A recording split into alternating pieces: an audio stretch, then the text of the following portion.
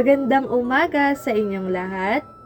Ngayong araw na ito, ang paksang pag-aaralan natin ay patungkol sa tungkulin sa sarili.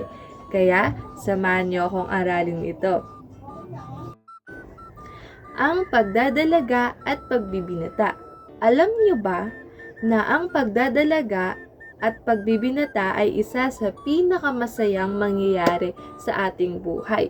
Ngunit ang iba ay natatakot sa pangyayari na ito.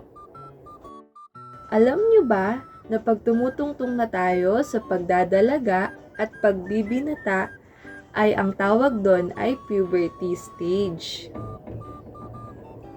Ang puberty stage ay nagsisimula ng 10 to 16 taong gulang. Ngayon naman, aalamin natin kung ano-ano nga ba ang mga pagbabago sa ating pisikal na anyo sa pagdadalaga at pagbibinata. Alamin muna natin ang mga pagbabago sa isang nagdadalaga. Una, ang pagsulong ng taas at bigat. Pangalawa, pagbabago sa sukat ng katawan. Pangatlo, pag-unlad ng mga pangunahing bahagi ng katawan, lumulusog at nagkakahugis ang dibdib, nagkakaroon ng buwanang daloy o menstruation. Ikaapat, paglapad ng balakang, pagiging makinis ng kutis, pagtubo ng tigyawat, lalo na kung malapit ng magkaroon ng buwanang daloy at pagtubo ng buhok sa iba't ibang bahagi ng katawan. Panglima, pag-iba ng kilos tulad ng pagiging palaayos sa sarili, pagkahilig sa pinakahuling moda ng damit at ayos ng buhok, at pagkakaroon ng interes sa paglalagay ng pampaganda at palamuti sa katawan. At ang pang-anim, pagkakaroon ng pagkagusto sa isang binata o paghanga sa mga artista. Ang mga binasa ay ilan lamang sa pagbabago ng isang nagdadalaga, ngunit marami ito. Ngayon naman, tatalakayin natin ang mga pagbabago sa isang nagbibinata. Ang unang mapapansin sa kanila ay sila ay tumataas mula 7 hanggang 12 cm.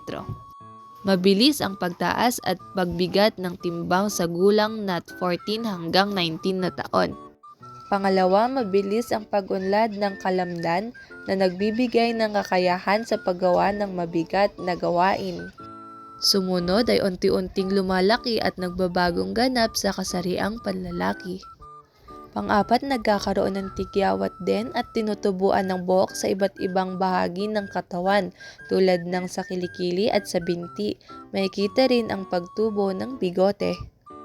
Tulad rin itong larawan na ito na nagpapakita ng mga pagbabago sa ating pisikal o pagtungtong natin sa puberty stage. Tandaan natin na normal sa isang bata ang magkaroon ng mga pagbabago sa sarili sa panahong pagbibinata at pagdadalaga. Ang mga pagbabagong ito ay palatandaan ng pag-unlad o pagkahubog ng kasarian. Kaya kailangan nating paghalagahan at pangalagaan ang sarili sa panahong ito.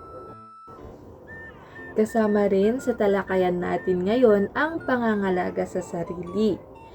Ang wastong pangangalaga sa sarili ay mahalagang mapagtuunang mabuti ng pansin. Dapat isakatuparan araw-araw ang wastong pag-uugaling para sa sariling anyo at relasyon sa ibang tao. Tandaan nyo mga bata na hindi kailangan maganda o gwapo ka sa paningin ng iba.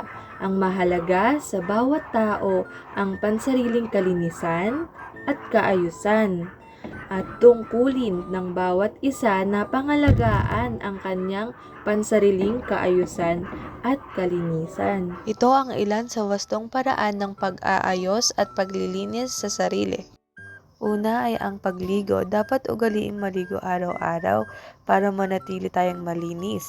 Gumamit ng sabon sa buong katawan. Gumamit ng shampoo na akma sa klase ng buhok. Sumunod ang pagsipilyo ng ngipin. Ang pagsisipilyo ng ngipin pagkatapos kumain ay makatutulong ng malaki upang maiwasang masira o mabulok ang ngipin.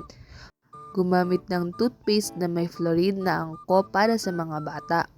Sumunod ay pangangalaga ng kuko. Mahalagang panatiling malinis ang mga kuko sa paa at kamay.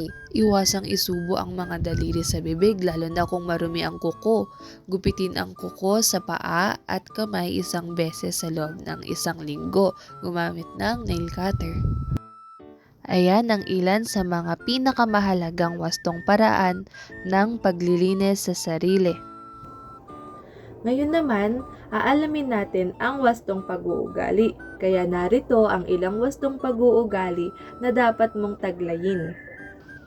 Narito ang ilang wastong pag-uugali na dapat mong taglayin. Una, batiin palagi ang iyong mga magulang, mga nakakatanda, mga guro at iba pang kakilala. Laging tandaan ang mahalagang araw ng mga mahal mo sa buhay tulad ng kanilang kaarawan at anibersaryo ng kasal. Banggitin ang mga salitang salamat, paki, ipagpaumanhin, sorry, po, at opo sa mga sitwasyong kailangan ito. Bigyan ng pangunahing atensyon ang mga matatanda, kababaihan, may kapansanan o may hina sa pag-upo, pagpasok at paglabas sa pinto, at pag-akyat at pagbaba sa sasakyan. Ayan ang ilan lamang sa wastong pag-uugali na dapat nating taglayin. Kaya sa pag-aaral natin na ito, alam nyo ba na ito rin ang magbibigay daan sa pag-unlad sa personal na kaganapan at maayos na pakikisama sa iba. Kaya inaasahan ko na marami kayong natutunan sa talakayin natin na ito. At dito na nagtatapos ito. Kaya maraming salamat sa pakikinig ninyo at pagsama sa akin sa talakayin na ito. Maraming salamat!